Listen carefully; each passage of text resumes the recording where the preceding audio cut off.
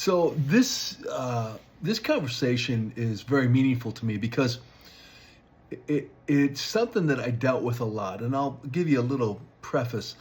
I know a lot of people because of being in ministry, traveling and speaking. A lot my personality. I just know lots of people. So when I had my first cancer, everyone found out, and everyone had advice, and it was hard because everyone had kind of dumb advice, to be honest with you. And my first cancer, I didn't know what to believe or not to believe. And it was really awkward because they would tell you things like, you need to drink this water or take this pill or mix baking soda with apple cider vinegar and drink it and all these things. And I think it was talking with my mom. She helped me kind of balance this, and that there's the intent and then there's the impact. And the intent is they care for you, they love you, they want to see you get better.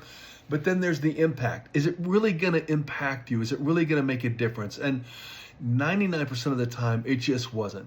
I realized that people were going to give me advice who'd never had cancer, who wouldn't know how to diagnose cancer, who never gave advice to someone else and they used it and their cancer was cured. It was just things that they'd heard, whether on the internet or from a friend or online, something like that. And the problem is that I don't want them to feel like I don't care. And I don't want them to feel like they don't matter. But at the same time, you almost feel like, well, if I don't take their advice, I'm going to invalidate, their concern. But the truth is I also felt like they invalidated my cancer by making it sound like it was just such a simple fix. So the deal was this: I would acknowledge their intent and I would say, thank you so much. But I would quietly, kind of put it away and go, I'm not going to do that. And I approached all of my cancers really with two prongs. One was I did a lot of all natural. I did a ton of juicing.